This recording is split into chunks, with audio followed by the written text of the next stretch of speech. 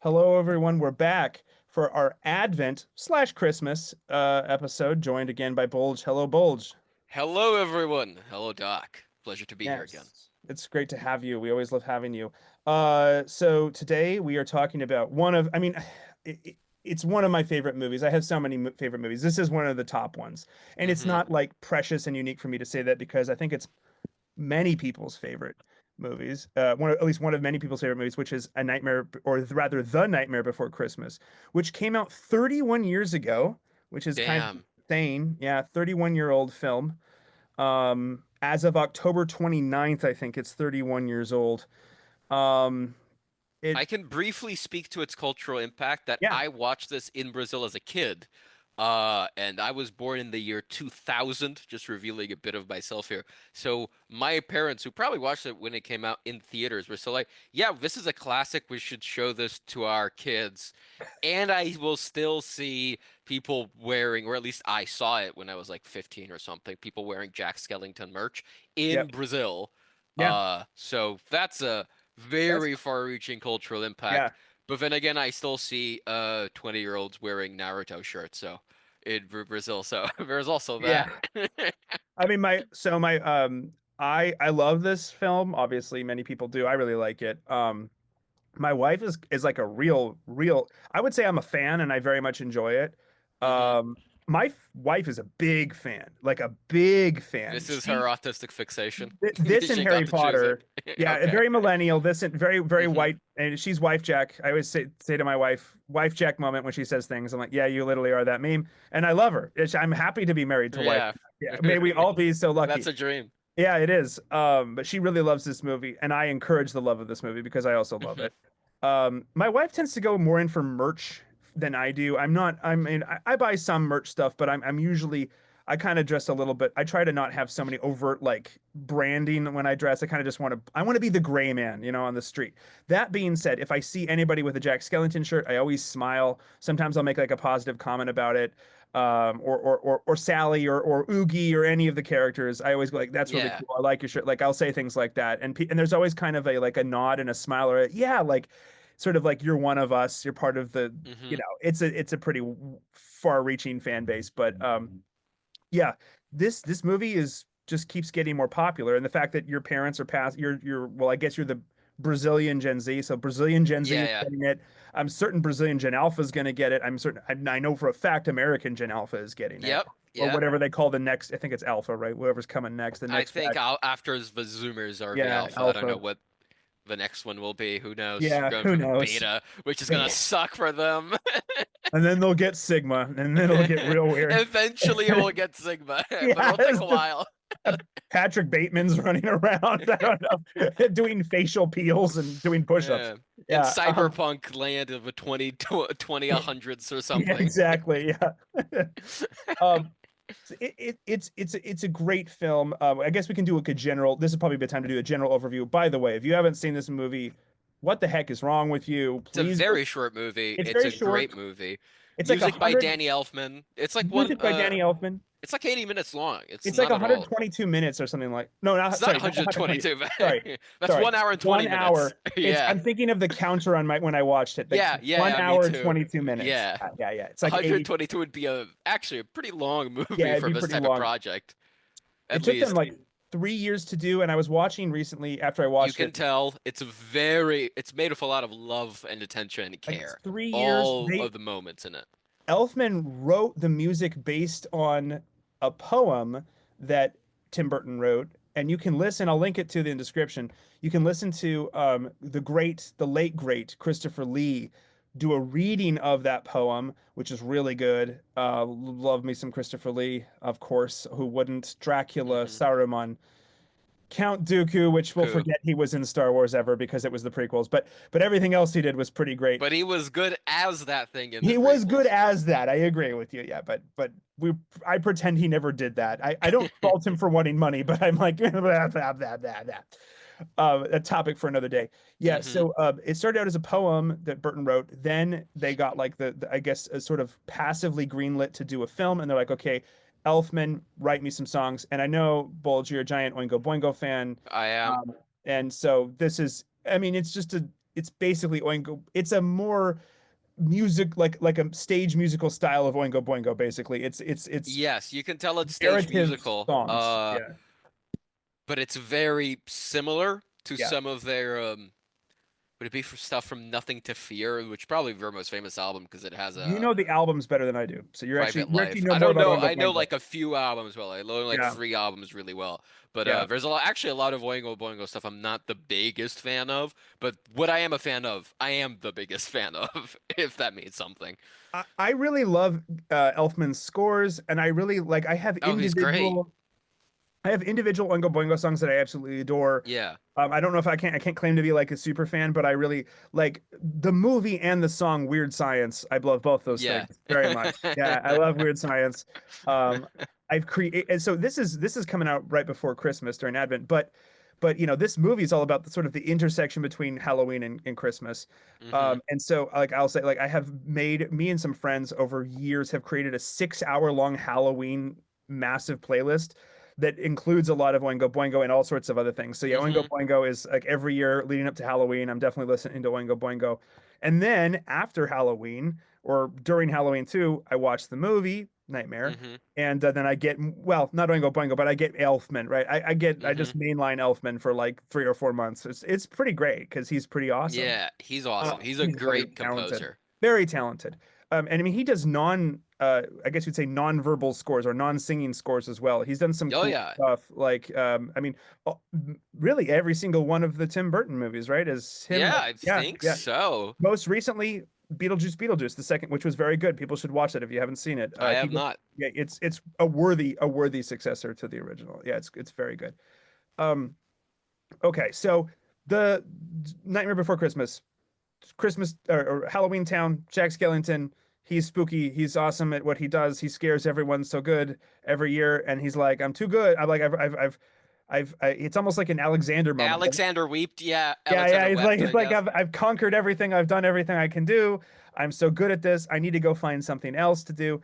Stumbles into portals. You know, the Pope recently said something about opening a portal. I Yeah, guess what this is yeah, is just like translating Italian is my passion yeah, the moment. portals. Yeah, you're like, what, the Pope is opening portals.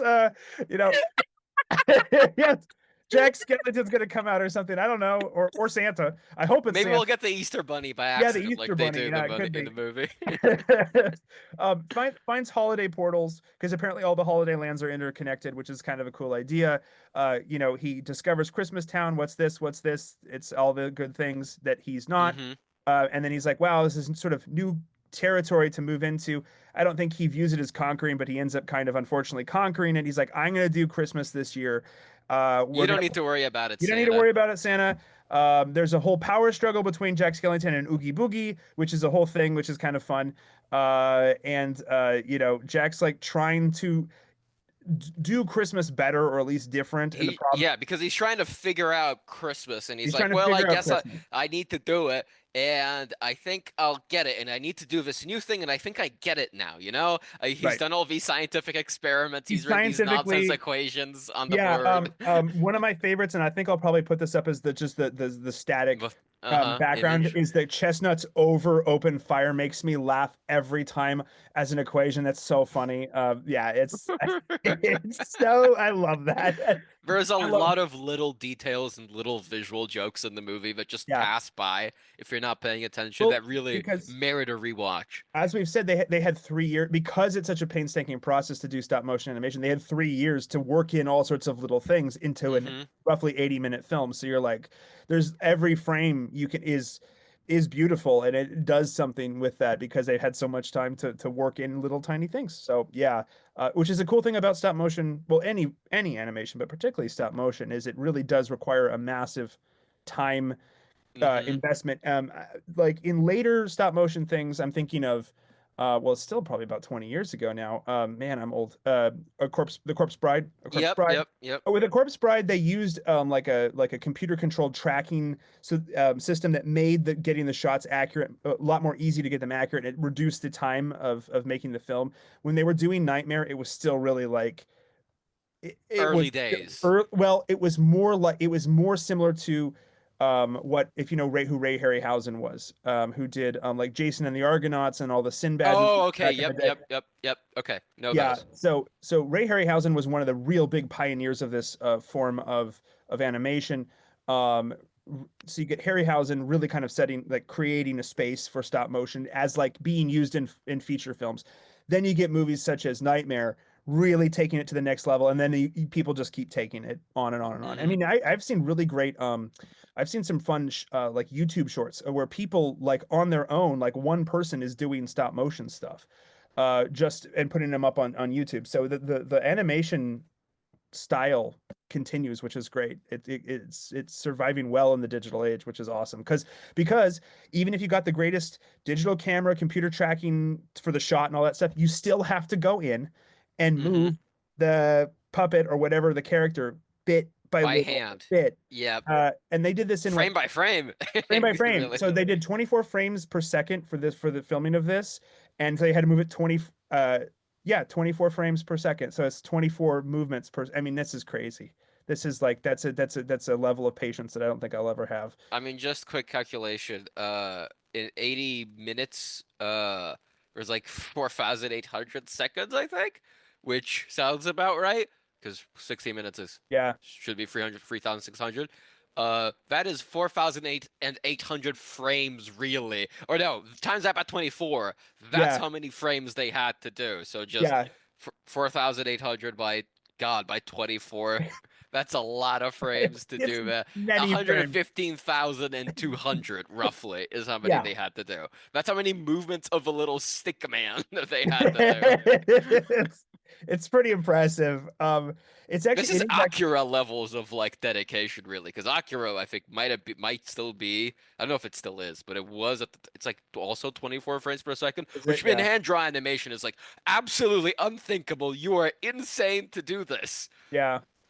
Yeah, no, I think animation is great because I think it is such a it forces everyone kind of back into a pre-digital even if you're using digital things for it, you still if you're doing anything hand drawn or stop motion, you require it's I love it. It reminds me of my childhood. It also reminds me of an era when everything wasn't automatically, it's not easy to make. It's not that any film is easy to make, but stop motion is really hard to make. And so people who do it really have to care about the project, and usually they're pretty good, right? If you Hmm. make something stop motion because people had to care enough to put the money into it, to put the time into it to make it good, I find. Anyhow, Jack, he does Christmas, but it turns out real bad. I mean, no big Hmm. surprise there because he's a human skeleton. Spooky man. He's a Yes, spooky he. man. Yeah. And so I think so what aside from just, Halloween and Christmas, and aside from this being a really good movie and a favorite movie of many people, somebody on Twitter that everyone should follow, and I'll link the tweet thread in the description here. Owen Cyclops at Owen Broadcast. Check him out. He has Hmm. two new two new books Books. out, Rover in Church and Wagnition. Yes. Wagnition is hilarious and amazing and very funny about a dog thinking through problems of life and death and theology and philosophy. Hmm. If you're a dog person such as I am, it's really fun.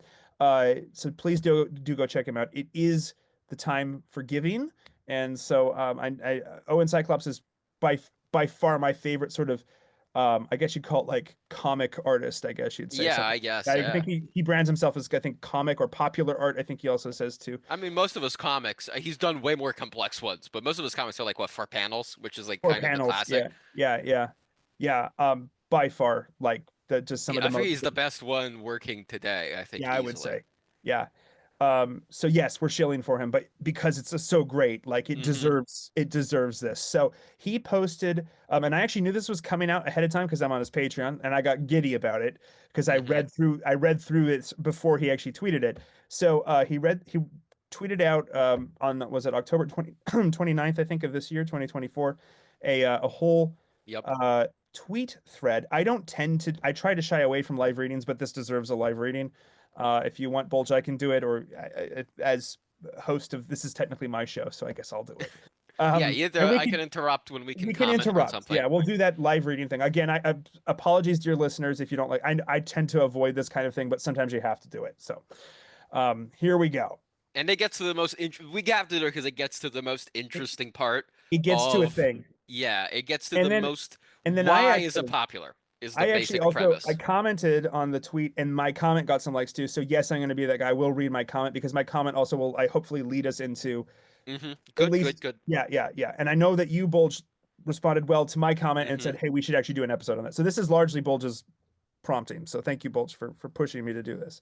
Okay, here we go. The Nightmare Before Christmas was released 31 years ago today. A strange film after 3 decades, which is crazy to think. I'm so old now. It's still a feature of the cultural landscape year round. You see its imagery often. It clearly has a special relationship to us. This year, I tried to figure out why. All right. Some people seem to instinctually take on this movie as part of their personality. My wife would be one of these hmm people, which is a good thing, I think. And I hmm think Owen would say it's fine. It's a good movie. It's really good. I will also he will also point out he sees this in his example is a girl he met in his life. I will say you will see more of girls. Skellington, for Yeah. some reason, is a character that resonates with women. This thread doesn't So really address why, but that's curious. so like my wife works a job and she has a locker at her work and inside her locker is a fan art that she bought off Etsy, I think it was, of Jack and Sally and Zero hmm and Zero. Zero. Yeah, and so and like this is clearly my wife not just liking those characters, but like Projecting. she says that I remind her of Jack in some ways. Yeah, yeah. And so, I mean, I am also kind of depressive as a person and introspective and pensive. She's like, "You're kind of Jack." I'm like, "I kind of am Jack." So, Women like Jack, which is yeah, women like interesting Jack, and because he's not that archetypal, which is also interesting. yeah, As like well, at least visually, which is curious to me. They really like his design too. yeah, well, and this year we went to this year leading up to Halloween, we went to Spirit Halloween as you do in the United States, hmm and my wife bought a throw blanket that is Jack and Sally, but it's in the tarot card of the lovers, which is pretty cool. Oh, okay. And Okay. she's like, and That's so cute. she's like, it's for us to snuggle in. So this is my wife. Yeah, I love her immensely. Yeah. Okay, to continue with the thread, hmm apologies. I remember going to a girl's room once and she had a Nightmare Before Christmas blanket. Okay, there you go. Yeah, that hmm makes sense. People wear shirts of it, bumper stickers all year, not just either holiday. I actually know someone, a friend of mine has a tattoo. Um, yeah, so Yeah, I've seen pictures of it people are not willing to your get friends' tattoos, but yeah, other but like people tattoos are of. willing to get inked, and that shows you really love something. I have a tattoo from the Hobbit, and that shows you that I really love a hmm thing if you're willing to undergo pain for it. Yeah. This is noteworthy because it's a holiday film that transcends the holidays. hmm Is usually the opposite of what holiday movies do. They're usually especially confined to their seasonal domain.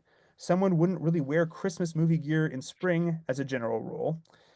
It is also noteworthy that this movie seems to lack an obvious folkloric slash mythical slash archetypal resonance.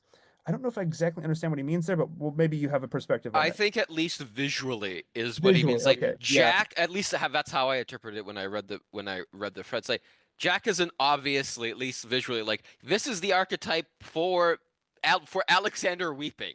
Like what is he really? It's like yeah. I mean, what Jack. archetype would he fit in at least? Well, Because Jack. It's interesting because Jack, not necessarily the skeleton version of Jack, but Jack, capital J, is a folk hero in England, and yeah, in yeah, I I think mean, his name is not a coincidence. yeah, I mean, I'll there's say that. yeah, you know, Jack and the Jack Beanstalk Jack too. and the Beanstalk.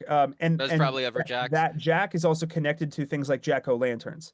Yeah. So, Yeah. His yeah, name makes sense. yeah, It's just that also, like, for example, the mad scientist, there's never a moment where the mad scientist is like, I don't know, there's never there's a kind of a battle between, like, between the cold rationality approach to Christmas, trying to reduce it to its base elements, but the mad scientist is also just kind of a mad scientist because Tim yeah, Burton clearly finds it spooky and cool. It's yeah, not because like I'm trying to tell an archetypal story about like the reduction of everything to its base elements instead of yeah, yeah. True, true. holistically taking Okay, it. I see what That's you're what I saying. think he Yeah, yeah, means. yeah. I think that makes sense. Yeah. Okay, cool. Continuing. I'm sure we could shoehorn something in, which we've probably just done, hmm but it doesn't fit an obvious pattern or precedence to me. That just makes the above facts, its archetypal resonance, even stranger. So that's the first point. Two, hmm on what is this is one of my favorites right here. On what is called quote unquote Yes. spooky and magic. Spooky can mean many things. Something that reveals a hidden other world is spooky. Excuse me. The place Jack is hmm from, Halloween Town, is not that type. of spooky. They live in this realm. It is not an quote unquote other world to them. Obviously, it is to the audience, Yes, but it's which not is to them. It's Halloween is normal for them, right? Like it, Byrne loves taking the spooky and taking the perspective of the spooky. yeah. And I mean, like that is the normal it's a in a job. way. It's a Yeah, job. it's a It's a job. job for them. Like, It's a way of hey, life. Yeah, it's it's a just way where of they life. live. It's where they live. It's what they do. Yeah, I know I just got done saying that, like, in some ways, I think my wife thinks of me as Jack, but really what my wife, so I love, I'm actually wearing it right now. You can't see it. Hmm. But Bulge can, I'm wearing flannel. I love Yes. wearing flannel, particularly because White Boy Fall and White Boy Winter. I do love flannel. I'm from the Pacific Northwest. It's what we do. In the movie, there's a werewolf who's probably my favorite character of the movie, and Yeah, who he wears has a flannel? torn, he has a torn That's flannel, and so whenever I put my flannel on when fall comes around, my wife's like, "Oh, you're like the Wolf Man in Nightmare Before Christmas," and I'm like, 365. Anyhow, it's a stupid thing we do. Yeah, um, yeah. So, yeah, like but it's like a job. Like the Wolfman is always the Wolfman. The vampires, the fat vampires, which is hilarious. The fat vampires are just they're just like always they're perpetually spooky. I love that they have like parasols for the sun. Like they do Yeah, go out, I they love how they have always have a walk around in parasol. a gang too. They're never Yeah, alone. It's they're it's never always like alone. all of them together. Yeah, They're a very close-knit group. It's funny. exactly. Yeah. They're bloods. Anyhow, Yeah, it's a yeah. stupid joke. Anyhow, people are gonna unsubscribe for that joke. Anyhow, it's Yeah. really dumb joke. But yeah, it's a job, right? And so like the mayor, the bipolar mayor, which is hilarious. Hmm. He's just an elected politician, Jack. He Do doesn't. you think the joke is that he's two-faced? He's two-faced. He's like literally Yeah, two-faced. yeah. The He two-faced politician. he's keeping track of things, stats, right? Like they're like, last year we did this X number of scares. We need to shoot for this more number of scares. Like you get the sense that there's like, it's in the 90s, so they probably don't have a spreadsheet, but nowadays they would have updated to like an Excel sheet or something like Hmm. that. They would be tracking a trend of scares, and it's all very like, they've like reduced scaring down to a science because they're so like, particularly Jack is so good at it. But he's sort of, again, to tie it back into the themes, that he's lost Hmm. maybe not that loving feeling, but that spooky feeling. He does like the spooky is just so normal. It's like, yeah, I'm really terrifying. I'm this is boring. He's so good at So it. Yeah, he good doesn't at it. really. It's like there's gotta be something else in the world. It can't just be spookiness. Yeah, Because this is just no. This is like there's got to be something else. Because maybe then the spooky would come back to me. right. I'd be able to enjoy the spook again. Participate or truly appreciate the spookiness. Yeah. Yes. Owen continues the spookiness here, which is native to Jack, which is really his entire world and paradigm, is that of the bizarre, disturbing, or inverted. It is the aesthetic of spookiness. We could call this creepy. His world is obsessed with the dark and bizarre for its own sake, which is basically what we just got done talking about. Yeah. It's Halloween Town. It's It Halloween is. Town. This is Yeah. really their job. Yeah. Enter Christmas. Yeah. He experiences many aspects of Christmas, all from the perspective of an outsider. His Christmas experience is parsed as, quote, wow, amazing. What is this? And it says the main song is called What's This? Yeah, It's which probably is, the most memorable song too, I would say, because it's yeah. so easy to remember. What's this? What's this? Yeah. Da-da-da-da-da, da-da, Yeah. da-da-da-da. Yeah. It's very easy to remember. It's the more earwormy kind of song. Is that the It's a correct earworm. expression? Yeah. It's the Yeah. one Yeah. that really like just stays in your head, and once you like, you're like, oh my God, where's that tune from? And then you see the movie or a still from a movie, like, oh, that's where it's from. It's from Nightmare Yeah. Before Christmas. Because I'll just because I've already outed myself as being a dork. Me and my wife will sometimes go, "What's this?" Like if we if we see something at the store we haven't seen it before, "What's this? What's that?" And people are like, "Wow, you're dumb." Like, yes, we're dumb together and we're happy of being dumb. Hmm. Yeah. Me and my wife are just we're in our 30s now. We don't give a fuck if I can swear. We don't give a fuck. We're just like we're gonna be us. Like I don't really care. I don't really. So what's this? Yeah. Also a great inclusion on your Christmas playlist, by the way. What's this? You don't think of it, Yes. it's actually a Excellent. Christmas song. It's fully Christmas. It's Yes, it not is. spooky Christmas. It's fully Christmas. Yeah, it's Jack being completely out of his element, but like in this wondrous way of It like, sounds like a kid at Christmas morning, yeah, really. That's what it really, sounds yeah. like. Well said. Owen continues, he being Jack, is completely Hmm. charmed and entranced. But its essence eludes him. His experience of Christmas is self-described as the feeling of missing some hidden core, the thing that really makes it what it is, the whole point of it. That's the main theme. Here's the lights, here's the bells. He even boils an ornament in his lab. He has all the stuff. And then there's a great picture of Jack doing various alchemical experiments to figure out like what the like he's trying to reduce distill down what Christmas is, but he's doing it from the parts and sort of missing the whole because Mm-hmm. maybe the whole isn't in the little decorations, right? Maybe there's something more. Um, Mm-hmm. Owen continues, but the stuff isn't the answer for quote unquote what is Christmas. He, Jack, correctly intuits that the stuff is superfluous. He's on the surface level. He knows he is clearly missing the thing Christmas is really about. He cannot see or grasp the thing at the core that makes Christmas what it is. Um, and here we have a picture of chestnuts over open fire. Yeah, yeah, it's Probably one of the funniest screenshots of the movie is this. yeah. There's a I think lot of it's I just think so this is funny going to to be me. the background image for this episode because it's just too it sums up sort of Jack's deliberate like he really can't figure out what it again it's one of I think I've had this encounter before where you're like you're circling something but you can't quite see what it is. You see it's like it's almost like a hyper object if you in a way like you can't really see it for what it is, but you can see its effects, or you can see it that it produces something, right? Like Christmas produces joy.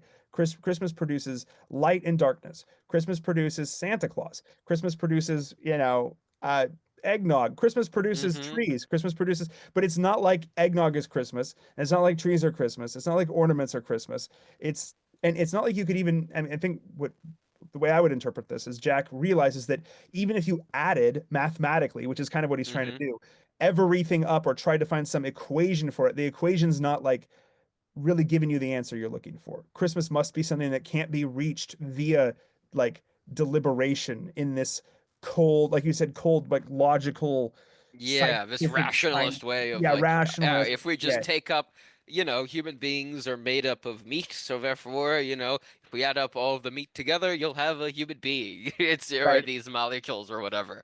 Yeah, well, that's the story of Frankenstein right there, which Hmm. and so which is another spooky thing, right? Yeah. Okay, going into the part three. This was an epic tweet thread. Yeah, again, I knew this was coming because of Patreon, but I was so excited when it finally dropped. I was like, hell yeah, this is I love this. So this is called Secular. Owen writes, my posit is that the reason this movie has an instinctual resonance in our culture is because Jack's experience is the experience of the modern person Hmm. here explicated as their experience of the holidays. This is what Christmas is like for the modern secular child. This one was when I got really blown away because I wasn't Hmm. raised anything. I was raised nothing. Up in the Pacific Northwest, there's something called quote unquote nothings, capital N, and they're not atheists, although we do have a lot of atheists. Nothings are basically, I guess they're a kind of agnostic, if you will, but it's not even some, it's It's an called agnostic by ignorance, not by ignorant, by maybe deliberate ignorance, but or or just no contact. non-interest. Yeah, Yeah, no it's contact. no contact. Like in like a nothing in the Pacific Northwest context, because it's the one I know the best, is not overtly hostile to Christianity.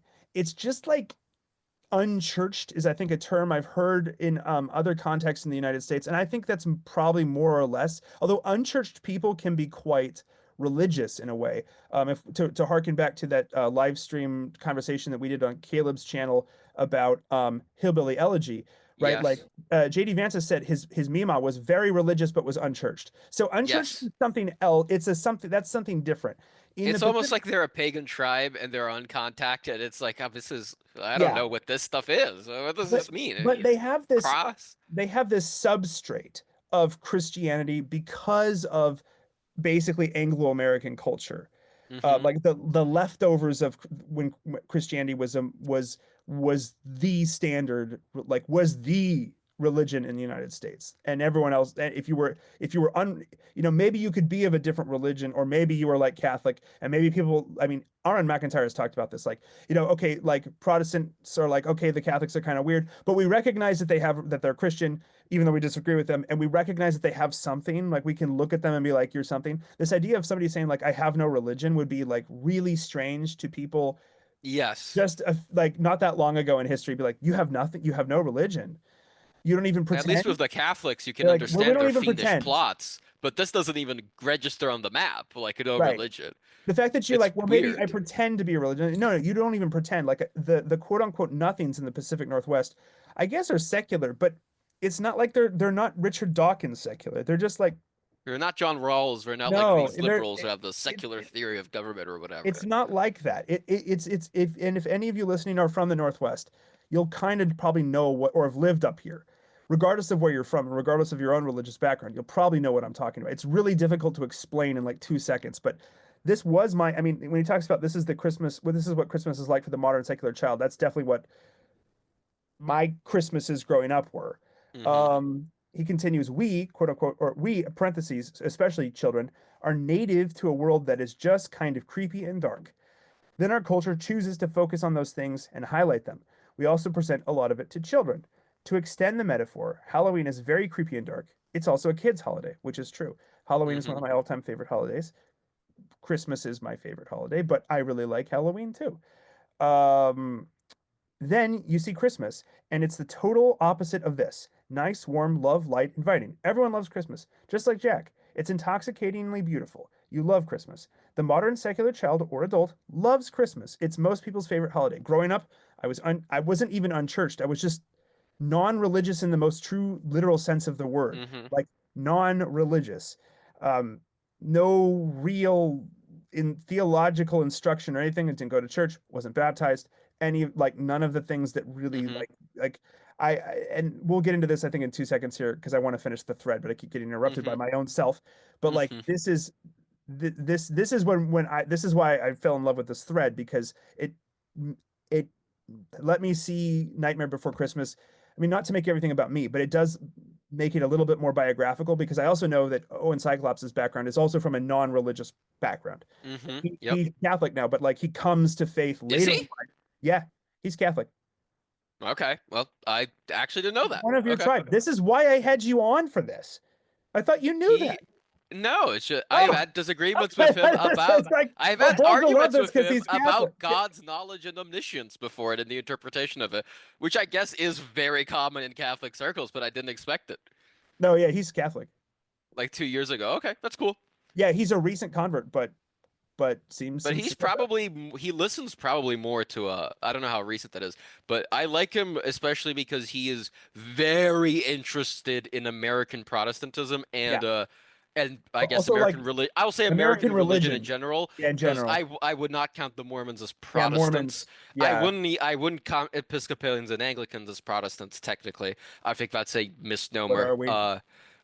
Your We're own something thing. You're else. We're our own Anglicans. thing. Yeah. Yeah, no, you're not like in protest, I No, think. I You're have like a this is the way it's done. my Not like we are protesting it, he's been on the I show think. before. He's been on the show before, so I'll give him a shout out. My Anglican brother in arms, Elliot. Um, Hmm. he contends that if you had to classify Anglicans, you should classify as his words, not mine, quote unquote Northern Orthodox. Which is kind of a dig at the Ortho Bros, but also is he's also making a real point there that the way that Anglicans are kind of wishy-washy on some, Self-conceptualize is but more also than orthodox. we're wishy-washy on some things in a way that is surprisingly similar to when you talk to Eastern Orthodox people. Yes, yeah, yeah. That That there's makes this sense to me. it depends who you talk to kind of thing, and you're like, It's one of the reasons I almost get angry at like when I see like Richard Swinburne. He's actually a pretty good apologist and philosopher. But when I see like he converted to Eastern Orthodox, it's like, dude, just like because you're English, you're yeah. Anglican. You gotta, what are you doing? I It know, feels yeah. weird. Yeah, it is a little weird. And that's fine. I have Orthodox friends and I love them. Yeah, So yeah, no, it's there's fine. no It's just hard like, feelings. Yeah, yeah, yeah, okay. yeah. Okay. Continuing on. Sorry, everyone. This is why we have to do it, but that's why I hate live reading because you just keep getting distracted. So here we It's go. fine. It's Back to fine. It's not that long. It's a perfect yeah. thread to do this. These modern secular people, who I was, and in some ways I would argue I probably still am, and we'll get into that, can participate in Christmas in a variety of ways. But, like Jack, they are totally locked out of its core. Being a modern secular person literally precludes you from fully being a part of what Christmas is actually about. As a Hmm. child, I recognized this. I didn't understand. There was something clearly happening, there were rituals and even like the Santa leave like Santa brings you presents. I was like, but why? And there was this thing about Saint Nick. I was like, who's Saint Nick? What's a saint? And like nobody Mm-hmm. explained this to me, and I was like perpetually confused, but I loved it. Like Jack, I'm like, Mm-hmm. I was so for me, it was like, what is this? I don't know, but I keep getting drawn to it every year because it's kind of great. But there must be something more, right? Must be something more. Notably, Jack never figures it out because he can't. It is precluded from his universe. He is correct in his assessment, 100%. The magic of Christmas is not about any of the things he sees or participates in or obtains. It's all downstream of something he never even gets close to. I will say one thing, and it's Yeah. not really a disagreement. Jack doesn't figure it out, but by the end of this movie where he is in love and recognizes that love is important, he is closer to it. He hasn't figured it out because where he's gonna get to the meaning of it, which Yep. everyone should know, really. It's the obvious one. Obvious. It's in the And no one name. is gonna make fun of the fact that it's so obvious that it should, Right. it feels weird to even say it, but. I think by the end of a movie, because you see there is one point where Sally, where she's pining for Jack, she picks up this piece of, I don't know, was it a tree? Was it a bush? And It's it turns into a little Christmas tree, and then and then bursts it into flame. burns over. Yeah, it's an omen. Yeah, yeah. Yeah, but it does turn into it when she's pining for Jack. It turns into a Christmas tree. Yeah. And I think the movie is kind of making it say that love does have an integral. Burton is trying to say that he Oh, yeah. realizes at least this, even if I assume Burton is a secular man. He at least realizes this. And I think Jack. I don't think Burton has figured it out really if he is secular, but he's closer to it for having figured that love factors into it. Yeah, yeah, and I mean, like I say, I mean, it's easy but correct to love the love story between Jack and Sally. Hmm. And also, I was this year old when I realized I don't know why I didn't put this two and two together that Catherine O'Hara voices Sally, and I'm like, I am an idiot that I didn't. She's literally looks like Catherine O'Hara, sounds like Catherine O'Hara. I'm like, Yeah, why didn't I I? forget she does look like her. Yeah. Well, and then I was like, oh, but she can sing. And then I was like, oh, but duh, of course Catherine O'Hara can sing because of Best in Show. God loves a Hmm. terrier. Yes, he does. Anyhow, I was like, oh yeah, she can sing, even if it is stupid songs about Winky the terrier. If anyone knows that movie, highly recommend. Hmm. So anyhow, yeah, that's Catherine O'Hara. I was like, oh my gosh, how did I not realize this? Anywho, continuing, part four. So, what is Christmas? Christmas is literally a celebration of the birth of Jesus Christ, of course. Uh-huh. Even point this out feels like proselytization, but that is simply a matter of actual fact. Paradoxically, this is both comically obvious and totally obscured in modern Christmas. Very good point. It really is. Yes. I mean, what does Santa baby have to do with Jesus? Nothing, but it's about his holidays, so it's like this Hmm. weird kind of like what? Yeah. And Um, yet at the same time, one of the most well-recognized songs, even here, in maybe even the whole world, Silent Night, yeah, very explicitly says what it's yeah. about. I mean, we have our own it's not our own version. We just got the music and translated the lyrics to Portuguese. And That's it's German sung originally. So here. Stille Nacht. Yeah. Oh, okay. I didn't Yeah, know. it's Oh, German. no, I did It's know that. I is just a forgotten Catholic. now. I think it was an Austrian Catholic priest, right? I could look it up. Yeah, I I believe believe it's a so. Catholic. It's a Catholic hymn. Yeah, But I think it's in a broader sense almost non-denominational because you'd have to be a it's very weird everyone. Christian to It's find it. everyone. Yeah, you'd have to be a very weird Christian It's to find it to everyone be except acceptable. Orthodox, although I have been to an Orthodox Christmas service that was what is it, OCA, or Orthodox Church in America. Most of the congregation were adult converts to Eastern Orthodoxy, and so they didn't include it in it's not part of their service because Orthodox have rules about how you sing. However, at the end of the service, the choir did start singing some Western Christmas carols, which was cool. So even they worked it in a little bit, but it wasn't part of the actual service because they have rules about how what you can sing and how you can sing it and how it has to be.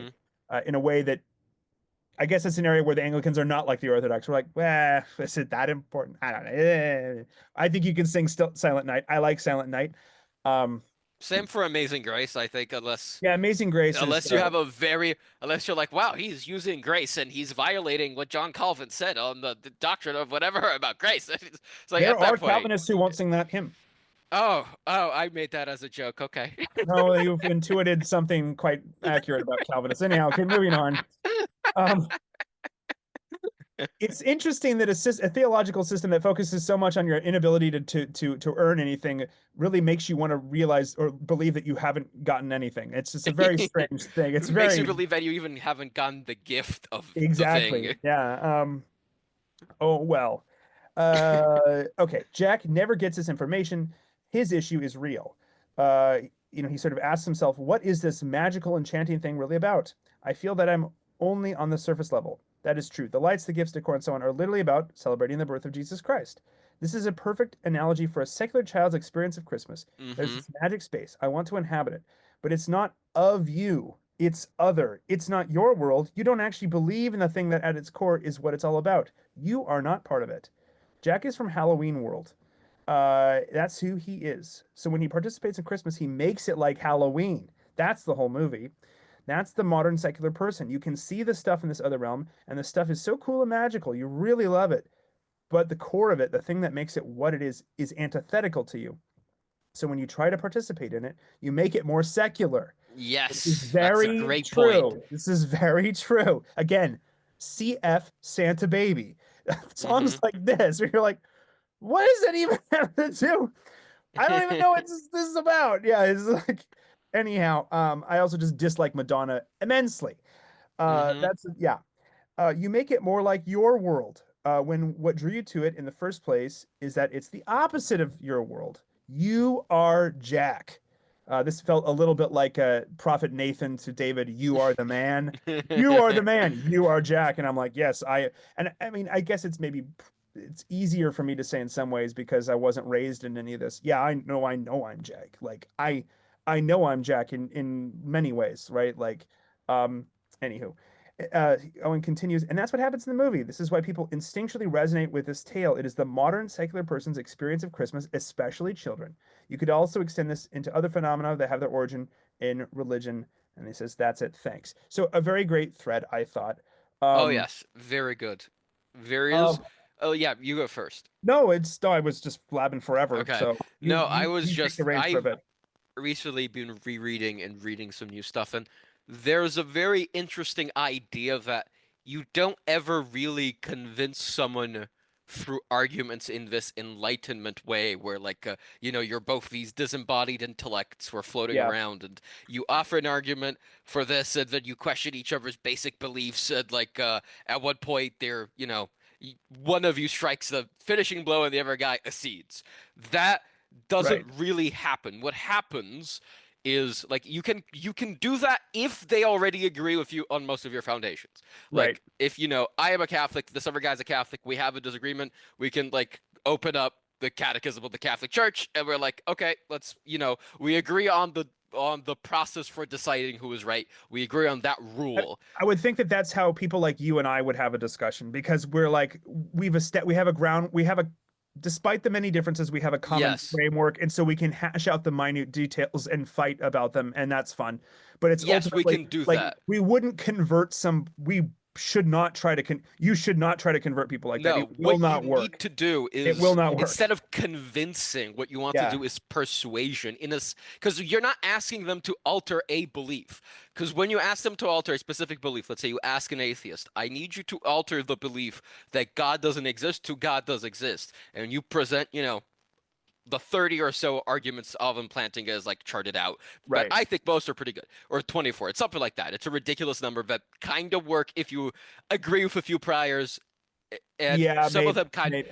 but like I'm a Kierkegaard guy, yeah, so no, I I'm get a it, but fideist at heart. So they I'm like, have some rhetorical force. they Like do, let's leave they it do, let's just leave it at that so I can get to my main they point. do. Yeah, fine. The point is you're not going to convince them with that. That might help someone if they're going through some intellectual questions or doubts. Right. Yeah. That won't convert them really. What needs to be converted because what you're asking them to change is not the proposition in their head, does God exist, to God doesn't exist, to God does exist. What you're asking them to do is change their whole way of life because God exists. Yeah. To do that, you need to present a picture of life where God exists.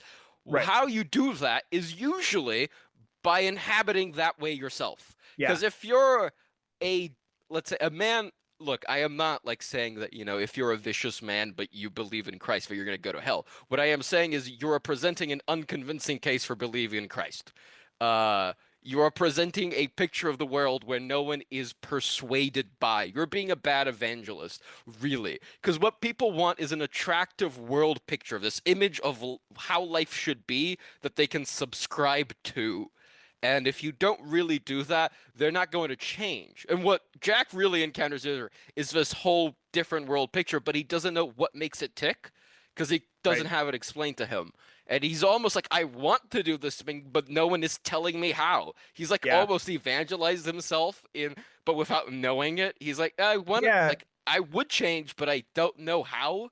I Yeah. don't know He what it sort of is because no one's told me. maybe he inhabits a quasi righteous pagan framework, just a little bit of like I Yeah, feel like I kinda. need to find, but I don't know what the next step is. Kind of like I've maxed out my abilities in my current framework, something like that.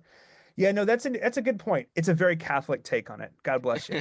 And yeah, no, and that's I'm fine. I actually think, getting this from atheists and liberal philosophers, well, that's actually, hilarious, including Wittgenstein. but it's being filtered through your. Yeah, no, I think Yeah, it's it great. is filtered through my perspective. Yeah. I think that works for many people. I think that many people who've converted to Christianity later in life or have come back to Christianity after having been raised in it but never really getting it. However that works for you if you've had that experience. Mm-hmm. Um, by the way, too, I mean that's also why this thread resonated with me because having been an adult convert and then kind of reconvert, to be perfectly honest, and then Mm-hmm. to be perfectly honest, it's not like it's been this one easy shot thing. That's not how it Yeah, worked. no, Um, never. no, never like that. It resonated with me, and I mean, it also resonated with I mean, I wrote my dissertation on missionaries because I found it so fascinating because I experienced something of that in my own life of like, when you convert, what's that like? Well, when a culture converts, what's that like? That's why I wrote Mm-hmm. my dissertation about the Sami converting to Christianity because it's like, what is that like? Like when an entire people convert, entire groups of people convert, what Mm-hmm. happens? Um, the question of or the experience rather not even the question the experience the subjective even just emotional experience of converting is a very interesting thing. um I think I mean I'm relatively recent to new to the Anglosphere and I'm enjoying myself quite. I think it's the place for me. But I Mm-hmm. spent a lot of time in the Lutheran sphere as well. I have a lot of Lutheran friends, and Lutheranism still will like.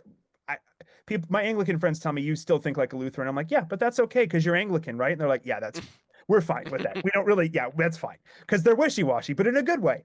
But Mm-hmm. like in Lutheranism, like Luther was really big about, and I'm certain he's getting this from some Catholic person as well. So fill me in on this when if this rings a bell. Luther would be really like autistically like nailed down on remember your baptism, right? Like, and what he Mm-hmm. meant is remember that you are baptized because in his day and age most people were getting baptized as children. Lutherans and Anglicans and even the Presbyterians, to be perfectly honest, have always insisted upon infant baptism. It is the norm for actually most Protestants throughout history. This weird adult baptism thing is a very strange thing that certain evangelical Baptist groups do. It's all poppycock if you ask me. um Mm-hmm. but so what Luther meant was like, remember that you are baptized, right? Uh, for me, I was having this conversation with a friend the other day, who's goes to my church, but also was like raised Lutheran. I was like, it's interesting to me because like in some ways you're like, I think about, man, my life would be so different if I were just raised Christian, which is true, but I feel like yeah, that's true. It would be different. Maybe I would be I maybe I would just be doing something different. I would not have maybe had some of the struggles I've had, but then I would probably would have had other struggles. So Yeah, exactly. it's kind of hard to say. But one of I the mean, things, you're a Lutheran. This is what is it? Oh my God. Is it religion? What's the term in English? Religion of the cross? oh, Uh, theology of the cross, theology theology. of the cross, yeah, theology of the cross.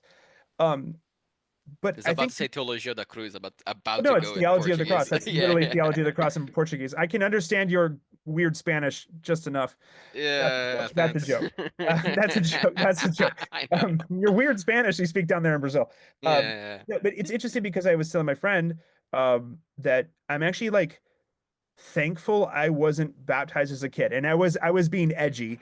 What I meant was obviously baptism is a sacrament. I wish I were baptized as a child. Thank God something didn't happen to me in the interim. yeah. Hmm. However, however, having Given that I've given made it that so far and I by have gotten being baptized, baptized as an adult, and yeah. I wasn't baptized, I was baptized into like this crazy evangelical thing, and that's a whole other story that Uh-huh. influenced the things. We don't have time to get into that today. Yeah. But I remember that experience. So when people say, like, when you read about remember your baptism, I'm like, I can actually remember. I was a young adult. I remember that like whole thing, that hmm whole day, that whole whatever, right?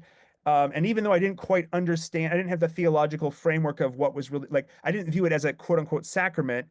Later on, getting more into like a more traditional Protestant mindset, I was like, oh, that's what sacraments are. Oh, yeah, I remember being baptized. Oh, yeah, that's an important thing that happened to me. I always knew it was important.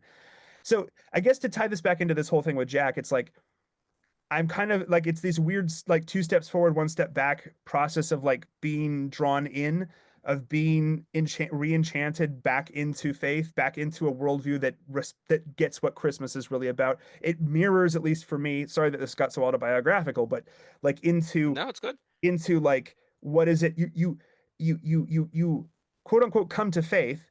Although the part of me that's still Lutheran wants to say that faith is given to you. Yes, You yes. realize what's going on, and it's not like it's all done. You like it, you have moments of falling away and coming back, and you have moments of of of remembering what happened to you, but in a different way. Kind of like it's like a weird, it's like a cool kind of spiral. It's not a doom spiral, it's a hope spiral. Like hmm you come back to the event, remember it differently with what you've learned now, with what you've experienced now.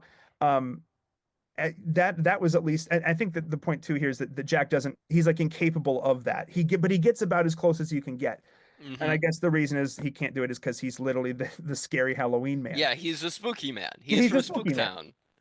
But spookiness is interesting, right? Because like spookiness, I was thinking about this right before we started recording. So if you got some time, we can to riff on spooky. Yes. I don't spooky is a Germanic word. I don't know what the Latin or Romance equivalent of spooky would be. Let Like me actually check just on Google Translate because I like would how do you think say that's spooky in assustador. Portuguese? Like Um, Let me 'cause, actually like, check what Google says just to find because I would translate it as assustador, but that just means scary. Really, that's scary. what Yeah, it's not exactly it's not spooky. exactly that. Spooky in Yeah. Portuguese. Let me actually check what Google says. It says assustador. We don't Okay. really have a word for it. Yeah. Uma coisa assustadora. Medonha. Medonha is like kind of weird. It's like weird Yeah. in a Weird. very yeah, it's like weird with a Y almost. Yeah. It's Weird like in the that weird older sense of sisters. fated. It's fate. Something Yeah. outside is working within you. Yeah. Let me Yeah. Or actually within check the how world. Weird Sisters is translated to Portuguese. Weird Sisters em Well, and português. then obviously, like they well, maybe not obviously. Weird in Old English just meant fate. It's the fate powers that shape hmm the world around us. Um, Weird, byd förarad, things like that in Old English. Fate is inescapable, things like that the Anglo-Saxons were big about. But yeah, I mean, spooky, I think is for me, I guess this is totally idiomatic just for me in my own English. I would say that spooky is like weird, but with an undercurrent of uncanny, strange, and like disconcerting. That's spooky. Yeah, Uh, Medonha would be our closest. yeah, It's something that's very ugly, horrible, or causes you fright, pavoroso. And it's yeah, weird. It's something that is strange to your way of seeing things. That would be yeah, the closest is Medonha. And we also use it lightly, like spooky is used kind of lightly every now. That's yeah. kind of spooky. It's like, Spooky. that guy, he seemed Medonha to me. I don't know. Yeah, He's like, just kind of weird. yeah. Okay. Yeah, no, it's interesting. I was thinking about spook. Like in German, you have Spuk. In German, Spuk, it means like a Sounds ghost. funny. That's Spuk. Spooky. Spuk. It means ghost in German, and actually the original word it's actually related to the word puck. If you think of Shakespeare, uh, puck and spook are both related terms. Oh, really? They come from a common ancestor. They're different terms come from a common ancestor. Also related to Irish puka. If you know puka, they're a kind of fey spirit in Ireland. Yep. Um, all of these come from Old English puka, which just meant like goblin or demon. So, but I don't know if that's what spooky. And spooky doesn't necessarily need to be demonic, or like evil. Like it's this sense, at least in modern English, it can be this like uncanny, like something from full Nick The Land moment outside. outside is Uh-huh. working. I always have to bring up that because it is a great concept. hmm Outsideness is happening in my life. I mean, I've had like so spooky. Um, I think in some ways, maybe this is just because I'm a horror fan and I've come to faith later in life, but I mean, like, sacraments are spooky. And I Oh don't mean yeah. it in a bad way, but like when little kids or babies are baptized, like even in my parish now, like it's great. It's awesome. But like the whole congregation like is rejecting the works of the devil and like all these things. And like our priest is like obviously baptizing the baby, but then like sprinkling the entire congregation with the holy water. I mean, like that's an exorcism, literally is an exorcism. Mm-hmm. And so Yep. it's like that's spooky. I mean, I've never had head spin around or pea green puke vomit come Uh-huh. out, thankfully. But I mean, it is an exorcism. Not that, what do exorcisms really look like is a topic for another day. Because Yeah, yeah, yep. but like it is literally an exorcism. Even if you're a visitor and you don't believe that it's real, you have to understand that ritually speaking, that is what an exorcism, that's Yes. a ritual exorcism.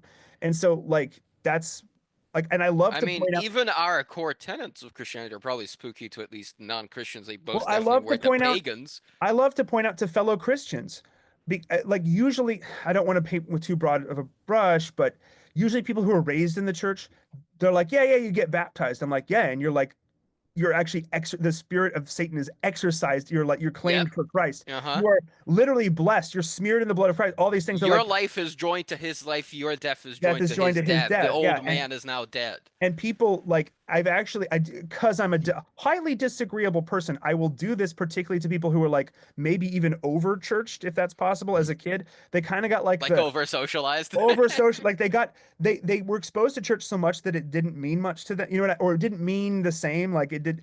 Like I like to freak people out. I'm like, it's great, but it's still scary. It's still maybe not scary, it's still spooky. There's and also spooky, It should cause fear and trembling, at least a fear and little. trembling. But also like spookiness oftentimes implies a spirit. Like, and there was actually one day before church, and I was helping set up. We're a small congregation, and I was doing some stuff that day with AV stuff to put the sermon up online and things like that.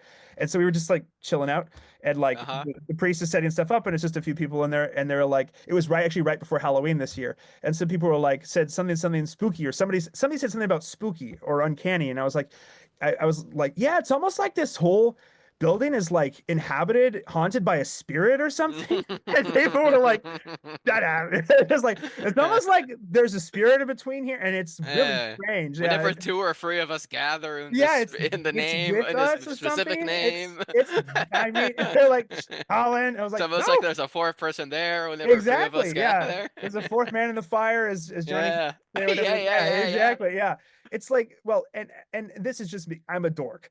But I think Hmm. part of it too is, I mean, I do it really not even to, I don't do it to be mean. I I do it to mean, have to take fun. the exact example you just used, the fourth man in the fire, that must have been really spooky to the And that's guys who were spooky. looking into it. We're It's like, not burning up. dude, we put There's a three fourth people in there. dude in They're there. not burning, and there's a fourth dude in there now. Yeah, yeah. It's There's only three who went in, right? Did you do the count correct? like, yeah, I did you do the think there's math three. right? Yeah, Did we yeah, yeah. accidentally throw someone else in?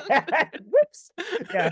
No, but like, I mean, I do it just because I'm a dork. But I mean, I really don't. I do it almost to myself because I find myself, despite my love of the spookiness and the scariness and all that stuff. Obviously, I love folklore and mythology for Hmm. this reason. But I can find myself containing it within that frame and be Yes, like, you can very easily put it in a box folklore. and Yeah, safe set it box. aside, and I have to remind Yeah. myself, you were also exercised, dear Hmm. sir. And you're like, whoa, that is spooky, that is scary, right? Like that is And very metal.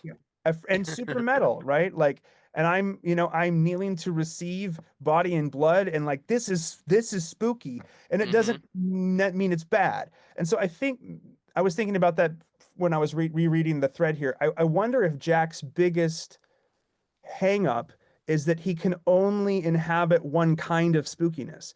And I feel like if Jack were able to recognize that spookiness comes in more than one flavor, so to speak, Mm-hmm. I wonder if he could actually make the jump into Christmas, meaning sort of here, bad metaphor, but Christianity, into really. Christianity, right? Like, because Santa's also spooky. And the thing is that when Jack is trying to convince the denizens of Halloween Town Mm-hmm. to do Christmas, he's like, well, I'll give them what they want, and he twists and kind of Yes. makes Santa spooky, which in some way scary, which in some ways is bad, but it's like, but it's only twisting what was already there, right? Like it's Mm-hmm. twisting the things that it's taking the wrong perspective on who Santa is. But Santa is kind of right. Like there's something strange about Santa, and he Mm-hmm. flies through the air, and he's has a great laugh, and he's big, and he's imposing. Like and Punch us Aryans. exactly, yes, yes, punch the Aryans, indeed. But that is also like that is I think when you realize that God is real, that's kind of becomes your experience of God as like big, scary man in the sky, even though that's not theologically accurate, but it is Mm-hmm. kind of like that. It's like, and so if you're a Jack who's trying to figure out what Christmas is, you can fall also into various pitfalls along the way. And one of them is kind of accepting Christmas on its face, even maybe some of the more like religious parts of it, but Mm-hmm. not quite getting like but reading everything through the Halloween lens, which I mean Owen gets into. But I also think a pitfall is to completely extract the spookiness out of it because there is Yes. something spooky, as we've been saying, about Which Christianity. he does by reducing it to its constituent elements instead Yeah. of it as a whole. Well, and I guess all I'm trying to make I don't even my big point here is something like I guess there's I think the You're church really needs talking about the secular person, maybe, and not exactly Jack well, here, yeah, because or else we I might think just get this stuck in the canon of the that's movie. fine. That's fine. But yeah, like I think my point is something like I don't know if you follow Elu Templar on Yes, I Twitter. do. I do.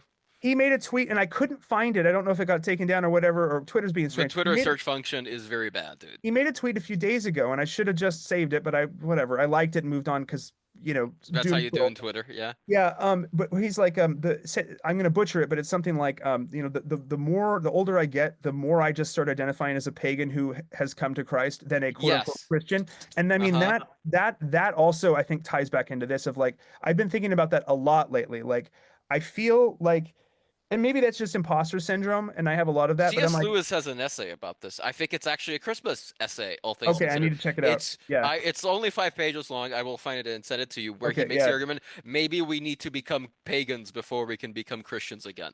Yeah. Is a I closing statement of that little 5 page thing. I'll find it yeah. while we're talking. No, I mean, but like it's interesting too because like in a lot of my research doing stuff with the early Middle Ages, you read a lot about like Anglo-Saxon kings who've just converted to Christianity, and they kind of really don't understand it, right? Like newly converted Germanic tribesmen to Christianity, whether it's the Franks or or whoever, right? The Saxons, whoever. They just convert to Christianity. They kind of have like no idea what it's about, but they were baptized.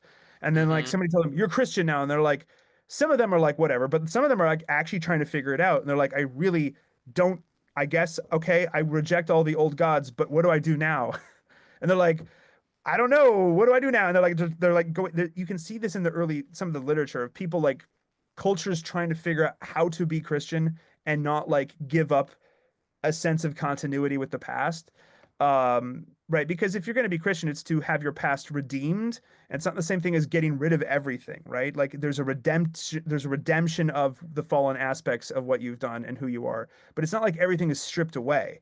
And I think I don't know. I feel great, and this is obviously why I think I really like am drawn to that time period, just from my own personal experience. But I think it connects to the to this thread on Nightmare Before Christmas as well. I think just the movie ends and we just kind of don't see, right? Like the movie ends with Jack and Sally together. So white pill moment of hope, right? Mm-hmm. Love can exist even in Halloween Town. And maybe it's spooky love, but maybe that like and Jack is left with a sense of appreciation for Christmas, and Santa flies over Halloween Town at the very end and makes it snow, right? And like they're only ever perpetually in the fall, so they never really get the snow. And they're like, "What's this?" They have a moment of Mm-hmm. "What's this?" of the Yeah. snowflake. What's that? So it is interesting. Like the movie ends, and you never really know what happens after.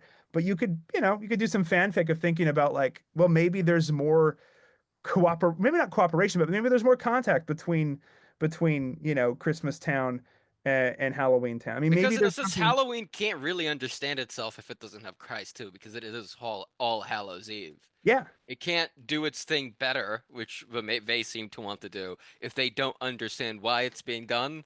right, Really? right. Uh, that is important for them too, to get this other thing. If you want, I found the paragraph I wanted from a Christmas Oh, sermon. It's read it. very short. Yeah, read it. Um, so before this, he's explained what paganism is. This is a penultimate paragraph, very short. For in a sense, all that Christianity adds to paganism is the cure. It confirms the old belief that in this universe we are up against living power, that there is a real right, capital R, and that we have failed to obey it, that existence is beautiful and terrifying. It adds a wonder of which paganism had not distinctly heard, that the mighty one has come down to help us, to remove our guilt, to reconcile us. All over the world, even in Japan, even in Russia, men and women will meet on December 25th to do a very old-fashioned and a very pagan thing, to sing and feast because God has been born. Yeah, I'll send it to you. It's so yeah. Send it to good. me. Yeah, It's called A Christmas Sermon for Pagans. I suggest all viewers or listeners find it and read it. It's I'll very I'll good. link it. If you send me the link, I'll link it in the description. Yeah. I will find one which is not a Tumblr post because that website is Appreciate it. undignified. Yeah, Yes, much appreciated. found it. Cool. Thank Okay. you. Yeah. So, I mean, sorry to if this got overly rambly, but they always do. But I guess I'll I'll pass the talking stick to you. Perspectives Hmm. on. So you have a different kind of. I hate the term because it's overly used, but faith journey. I I don't know what else to suppose. call Yes. it. I don't Yeah, know what to yeah. call it. Yeah, because you I don't know. Like, do you find anything in the movie or in Owen's thread in particular that resonated with you that was Yeah. different than what I've just explicated? No, I don't know if yeah, a bit different because I was raised a very cafeteria Catholic. I went through a new atheist phase really when I was a teenager, We and all, then I yeah, not very quickly, but a few years there, I was like, I think I'm a theist. Yeah, that sounds more. I don't know because I was like, I can't really reconcile this with all the other stuff I believe about actions and truth, and like I can't really do it with all my other priors, and I'm not going to become a nihilist because it's basically an it's aesthetic exhausting to revulsion be to an. it. Well, Big Lebowski taught us it's exhausting to be a Yeah, yeah. nihilist. It's just for it's there was an versus just I just have an aesthetic repulsion to it too. It seems very ugly. It's Yeah, like, oh, I'm not gonna do that. So I guess I'm a theist. And then a few years later, I had essentially a moment of grace, and I reverted, and I dragged my mother along with me. But so for a few years, so I did have that experience of dissonance where like, why are we doing this? Because I don't think it's, but I was more aware of it maybe because I knew what it was about. right, But there's this thing like, I don't like, I think it's good to do this, but it's not true. But why are we doing this? But yet we should do this, or shouldn't we? But it's right. this very weird, like cognitive dissonance. That would be my experience. Whereas Jack's is like wonder and non-understanding. Yeah, I suppose mine also had non-understanding and wonder, but it's a different taste. One second, let me mute myself here.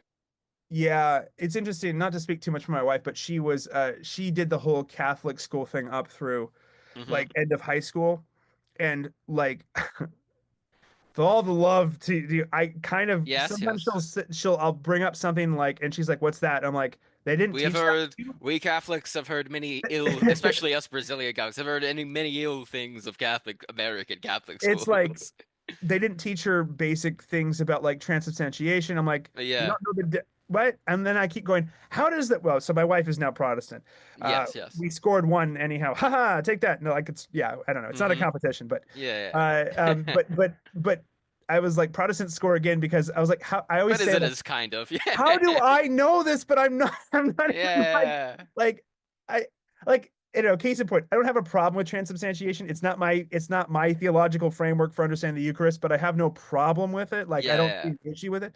But it's more of just like they didn't tell you this. And she's like, no, like kind of just were like, come to church and this is how it Yes. works, and this is what we do on this day, on that day, and then Would the her best teachers be the boomer generation? What generation would they have it would be been? boomers. They were boomers. Yes, the American boomer Catholic, really boomer Catholics all over the world have And some of them were many boomer failures. clergy. Some of them were Yeah. boomer Oh, priests. they have been the worst, I find, Okay, many yeah, of yeah, them. At least yeah, you have to remember liberation theology, if you're at all familiar with that, is a yeah. Latin America. distinctly South American and Yeah, even Dominican. I would have maybe thought, Franciscan. No, yeah. it was originally Dominican. Most of its proponents and its real theologians were Dominicans. Many of them, at least of a famous Brazilian, at least one famous Brazilian one, has been defrocked Defrocked. Yeah, by yeah. Benedict while he was working for John Paul II because he was like, "This is bullshit. Please stop it," and he didn't stop it. It's like this is directly against our doctrine. Please stop. Gave him a few years. He didn't stop. Had to defrock. He's actually now married, if I remember correctly. But I think he still calls himself a Catholic, and I think weird canonical situation. I don't care about it. Yeah, I don't. But Yeah, he's a weird man yeah. but he's basically just a communist. That Right. isn't his theology, really. It's not a love of the poor for Christ. It's more a love of Christ for the poor. It's a Yeah, very for the yeah, weird yeah, inversion.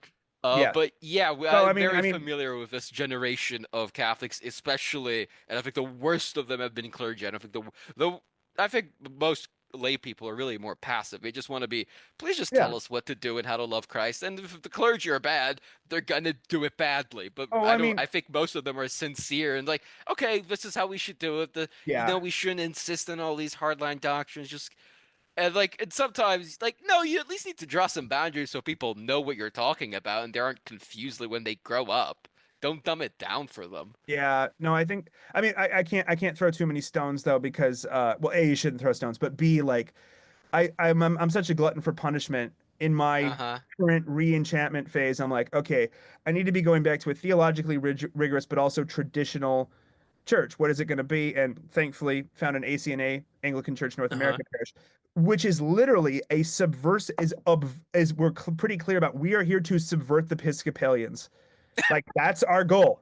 So we're like a weird rear guard, like, or really more behind enemy lines. Like we're here Yeah. we were founded by Rwandan missionaries to subvert the Episcopalians. So You have a special operations I team wear this behind in enemy a way, yeah, lines. and we function actually a lot like that. My priest might disagree, but I think he could also, I could probably convince him that we are spec ops in a way. Like, oh no, dude, we're spec op because we're literally taking back parishes and places, like we're recon. It's a Uh-huh. part of the Reconquista thing, Hell yeah. of taking it back. Like, no, actually, you don't get to dictate what this is. The Book of Common Prayer and 39 Articles do matter. Mm-hmm. Doctrine does matter. These things do matter. Please care enough to at least say that they matter. Mm-hmm. So I can't judge too harshly. Like, I just, as an outsider, again, in this case, outsider to Catholicism, I'm always Mm-hmm. shocked by how little my wife learned. Yet, having spent her Yeah. entire initial education experience in Catholic schools, I'm like, you didn't learn about the church history or the Crusades, none of it. Like the Reformation, That's I've had to like impressive. as I've had to tell her about I mean, she doesn't really know about any of that stuff. I'm like, you don't I what? Like that's crazy to me. That's like parts of your that tradition that she just never Mm-hmm. got access to. So I guess weirdly here we're this is an aside, but I think it kind of Mm-hmm. it Melds ties back together in. into, It ties yeah, back in because it's like you can even get people weaves within the back in. church who don't get the church, who don't Yes. get what it's I'm all about about. to Maybe mention that. Yeah. it sounds like that was your Yeah, experience. Is that was my experience like growing up. I'm here, I'm in Christmas Town, but it's always been Christmas Town, and I'm always in Christmas Town. And Yeah, yeah, Santa. exactly. You don't know Santa? He gives gifts. But Yeah. why? Well, because he's Santa. Okay. For me, I was like in Halloween Town wanting to know what Christmas is, Yeah, and you're like exactly. already That's in been our Christmas. You're like, difference. dude, you Yeah. don't get it. But and then I'm like, could you not you, but I'll be like, could someone Hmm. please explain this to me? I'm like, but it's just Christmas. Right, Yeah, but what in does a that sense, I had mean? to go to Halloween Town to learn what Christmas is. I had to go to the weird Opposite, inverse. yeah. Yeah, I had That's to go for the interesting. weird new atheist face. It's like, actually, let me re-examine this whole thing. I was really reading a lot of the like earlier writers. Well, I say earlier, Saint Augustine, and Peter Abelard, Saint Thomas. Reading a few of the other earlier ones. Oh my God, who translated the Vulgate for the most part? Jerome. Saint. Jerome. I was about to say Geronimo but It's it's Geronimo. Yeah, it's yeah, but if I Hieronymus. Yeah. translate it literally, it's Geronimo, and that's someone else in American Geronimo. history. Yeah. Yeah. So Yeah. Saint Geronimo would sound weird. He So it's always like I can't shouted say his that. name. He shouted his name as he jumped to go work on his translation. He would like shout his name Yeah. to start translating.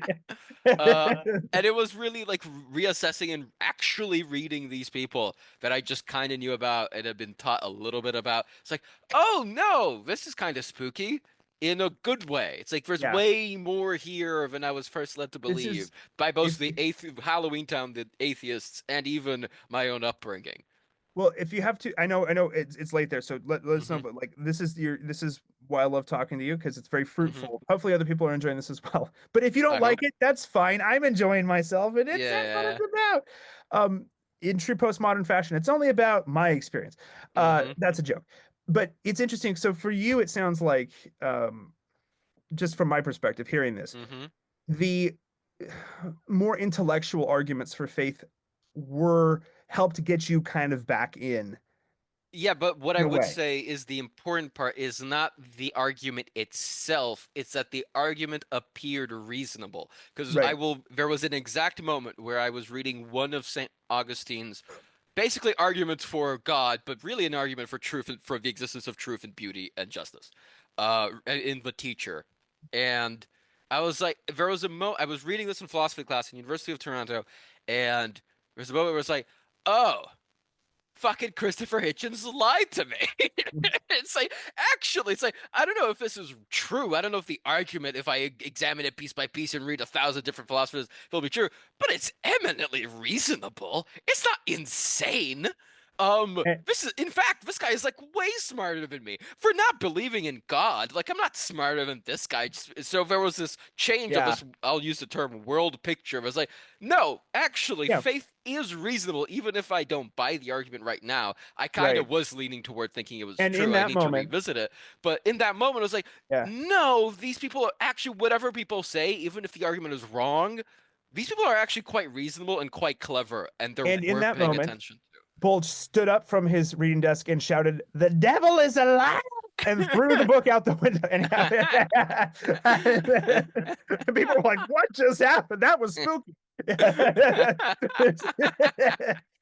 In my mind, that's how I want it to happen. I know it probably Uh-huh. wasn't quite like that. In my mind, that's how. Yeah, were I to do a biopic on your life, I would have that be how I characterize that Yeah, moment. of Yeah. course, of course, of course. Yeah.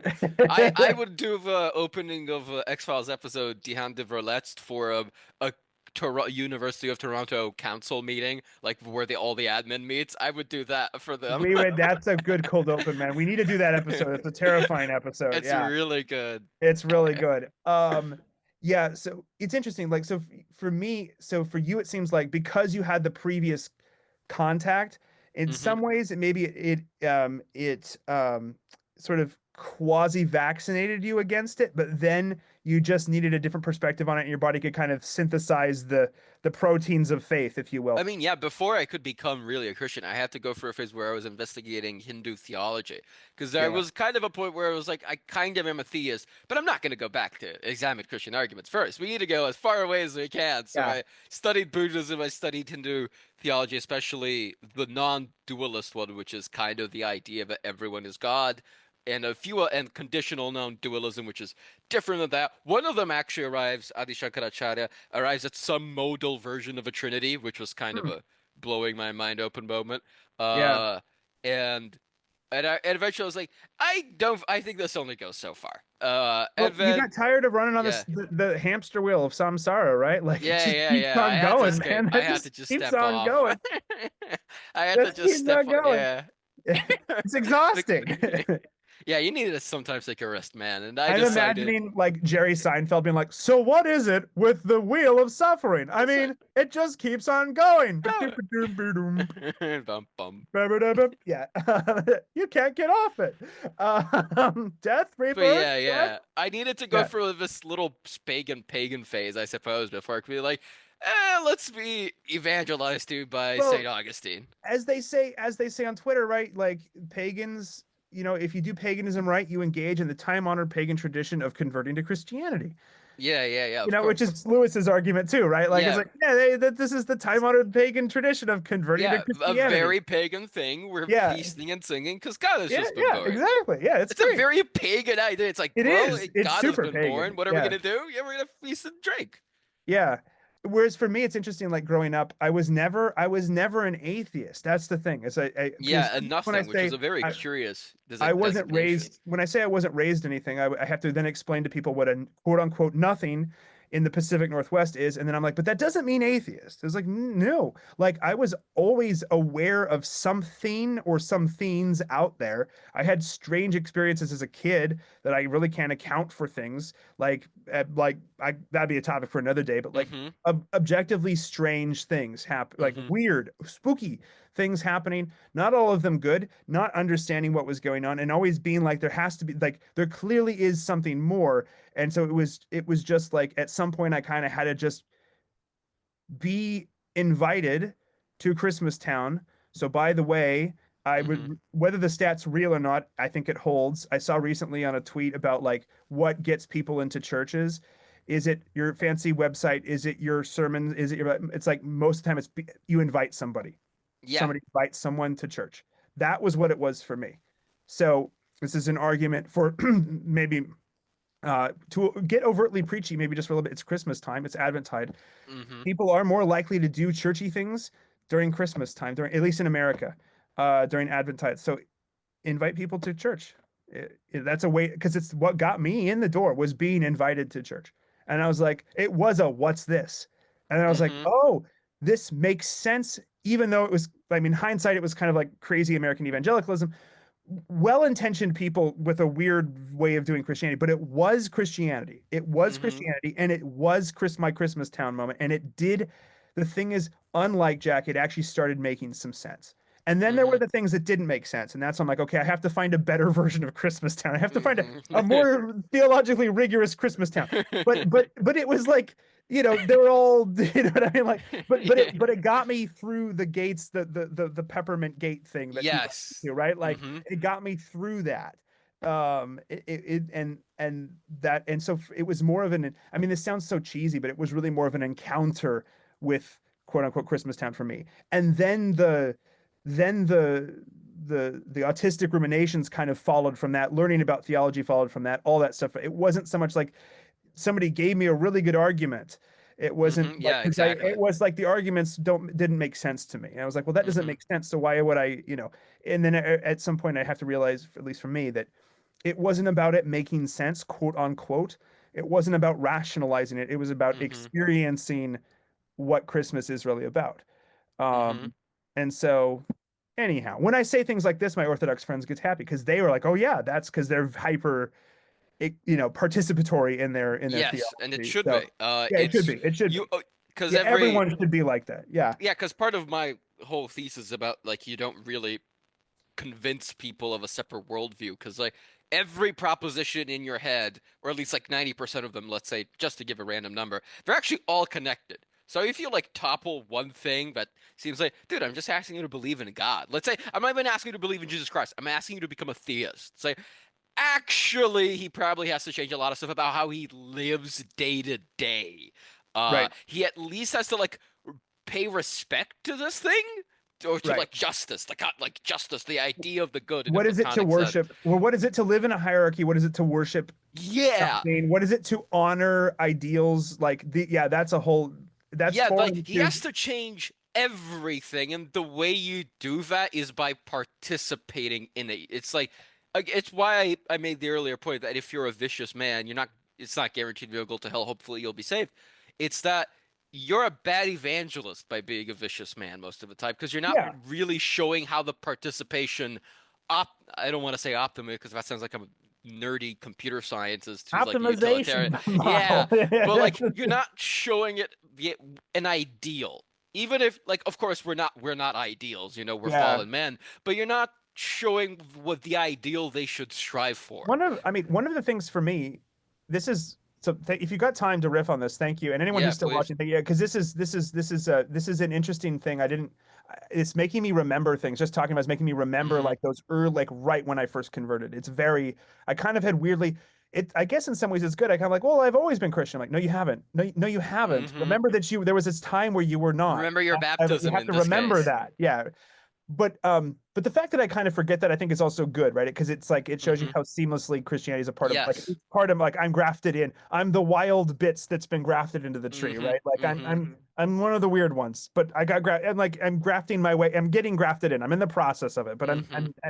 but remembering back like it was one of the things that kind of like put the nail in the coffin for me was seeing Christians be honest about the fact that they were not perfect. Yes. And I think that was like that's humility, right? And that's also Hmm. honesty and humility. And that I think for me was like, oh, I mean, I'm not going to become quote unquote perfect right now. But the Yeah. idea is that is the hope is that you You have to will show become, the right? ideal. Yeah, You have that's to be the capable of ideal that. that right, that's the ideal and that's what I should resurrection say, when I'm thinking of a vicious man, I'm not thinking of like the because I mean, average person, because I was thinking of I'm like a vicious. serial killer or something, really. Oh, okay, okay, yeah. I was I like was thinking like, an because I'm extreme, a vicious I was person. thinking of like an extreme wastrel drunkard who beats his children every day. I was Oh, thinking of like yeah. something very bad. I Okay, was I hear not what you're thinking of saying because I the was like, well, I'm average actually vicious. fallen man. Yeah, I was up, Yeah, yeah. Because yeah. everyone is vicious. When I I say mean, that, like, yeah. when I say that and apply it to someone as derogatory instead of just a descriptor, it's like you're really going above and beyond Well, here, buddy. I guess my point is for me, it was like, oh, other people struggle with this stuff too. It's not Yes. just me. Like that, I Hmm. think, and that's I think been the experience of many such Converts. cases. That's like, Hmm. oh, it's not just me. That's like, no, it's actually not just you. It's and also the like the willingness of people to just be like, yeah, okay, like if you're a pastor or you're a priest, it doesn't mean like you're this perfect person, right? But like that's not like of course that's the ideal, but you're not going to like it's about the process. It's like it's not all this all or nothing Hmm. thing. I fall very prey to fall all or nothing thinking, which is bad. Uh Showing the struggle is very important because at the same time, by showing the struggle, you show it to what the struggle is aimed towards, yeah, which is the ideal of becoming more Christ-like. So yeah. even if you never really progress in the struggle, hopefully you will, but even if you never really do, you like in one sense, your sins aren't worsening. That's already a victory. But that you really should everyone should consider that one. I really. Um but by doing that, you are still providing a witness if you are sincerely struggling and being honest about it. Yeah. No, yeah, I think I agree with that. Yeah. Anywho, we could go on forever. We probably shouldn't go on forever. I absolutely really, I mean, I already love the movie. This made me love the Hmm. movie more. It's a very insightful thread. Um, please check out Owen's Twitter. Check out his stuff. His art is amazing. There's dogs, there's Yes. babies, there's angels, there's If you're demons. not sure if you want to buy his book, just go to his Twitter account and sort by and go to the media tab. You will find many of his comics there. They're all really, really good. Because I have a few cats and one dog. The cat ones are especially funny to me now that he's adopted a stray, basically. The rat version of hell is very funny. The rat version of hell is very funny. Yeah. I was also thinking of the one, imagine a tank, but he's silent and he has like laser eyes. That's basically what I am. But everyone treats you as cute. That's how I get past the door, is my experience of cats in a Yeah. nutshell. Yeah, Except for one ragdoll cat, basically. I guess I don't even know. I have a It's just a ragdoll street too. cat. Yeah. I don't Yeah. know if it is a ragdoll because it's gigantic. It's the No, biggest cat ragdolls I've are seen. huge. Ragdolls are Oh, huge. okay. I Yeah, did not yeah, know that. yeah, Because like he's a yeah. street cat that my grandma adopted, and when she passed away, she was living with us for her last years of her life. We just adopted her cats basically, because she was like, Noble. "I'm not leaving these behind," and so we're like, "Okay." I Uh, think I've told you. I think I've told you because I wasn't raised anything, and because mm-hmm, when I first converted, I wasn't converted into a hyper traditional Christian setting. mm-hmm, Um, I've had to kind of, I guess, just pick a saint and mm-hmm. Francis. So as somebody who likes Francis, I like that you have not pushed the cats out, that you keep Oh the no, cats no, we in and love take cats. We care of can them. do that. Yeah, yeah, Like I think a few of them, because we have friends who like always came over. A few of them did basically like pick a human, and we were like, "Do you want?" And they asked like, Can I take this yeah. I cat?" mean, the It's like, cats. Yeah, and it yeah. was like, "Okay, yeah, yeah, you can." Yeah. At this point, if someone asked no, because they're our cats now. Yeah. But yeah, it's a please check out Owen Cyclops They're at good. Owen Broadcast on Yeah, Twitter. Will be linked in the description, I believe. I will definitely Really link it. great. Yeah. I recommend his books, his art. He has a cat. If you're a Catholic, he has a Catholic calendar that looks amazingly beautiful. He has actually Uh, done some Orthodox stuff I too, even though believe he's not so Orthodox. He too. did was it Seraphim Rose and Ephraim of Arizona, a print. I Um think, yeah, yeah, I it's think pretty. I so. bought that last Christmas for a Orthodox priest friend of mine, and he was like blown away. He was like, "Wow, it's like an art print, but it's with American saints." So I was like, "Yeah, it's this cool guy." Oh, and so yeah, I was like, oh wow. So I mean, there's like the gifts abound. He has a cool Hmm. liturgical calendar diagram artistic Yes. thing that's pretty. It's really popular. People have been buying that, so I kind of It's want a one. beautiful work of art. I think his most stunning one is the coffee taste meter of the different ways that coffee can taste, from gas station coffee Oh to yeah. coffee at work to coffee at home to how it's made to the cup. And that was one of the truest things I've ever seen ever in my Yeah. life. I need to actually, I don't know if he sells that one. It's just basically a comic, but I would have that. That one is amazing. It So yeah. Anyhow, Bulge, thanks for coming on. Thanks was a for allowing me pleasure. to spurg out. Thank you anyone who's still listening at this point. If you would please like, comment, subscribe. I don't know how much it really helps with YouTube, but I think probably if you're watching this, you're probably getting it more from Twitter via a link than actually from YouTube itself. YouTube kind of is our hosting place for until I find Host, something yeah, better. the I'm platform, lazy. not really I'm your lazy. I don't advertiser. know what else to do. I'm just like, eh, I'll do YouTube. I don't like technology. I just use it. Um, Bulge, you want to shout out anything before we let the fair people Uh, go off? I guess Caleb would scream at me if I don't show the Osho Thomism Substack and the YouTube channel. I've already written a few things, but I'm not sure are publishable there, because they're kind of weirdly formatted, or I'd have to completely rewrite it. But hopefully, I'll come out with something soon. I know Caleb and Connor, a few of my friends there, are still writing stuff. I know Ein Einkath, is that his Twitter handle? I don't even remember at this point. Is also writing something that, or has finished. I don't know if it's posted yet. So hopefully there will be content there. And I'm also scheduling, hopefully tomorrow, doing another book club on an epistemology book by Jacques Maritain, uh, which has been a scheduling nightmare for both of us. But hopefully we will get that done. I've basically become more of a co-host here than at the Astrotomism You're channel welcome. because Yeah, of you're that. welcome to Yeah. be here. You can always suggest topics too. It doesn't just have to be. Well, you Yeah. suggested this one, so there you Yes, go. Yeah, yes. you did suggest this one. Um, I guess if I'm going to shill anything, it's going to be the Scarlet Thread Society. If anyone likes Timeline Earth, there's sort of a sister. It's in a family of podcasts.